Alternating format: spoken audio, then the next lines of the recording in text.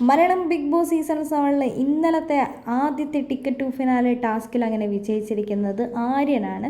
9 point കരസ്ഥമാക്കിയിരിക്കുന്നത് ആര്യനാണ്.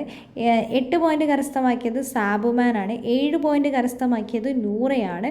അതേപോലെ തന്നെ 6 പോയിന്റാണ് അനുമോൾക്ക് ലഭിച്ചത്. അതേപോലെ തന്നെ 5ാം സ്ഥാനം കരസ്ഥമാക്കിയത് ആദിലയാണ്.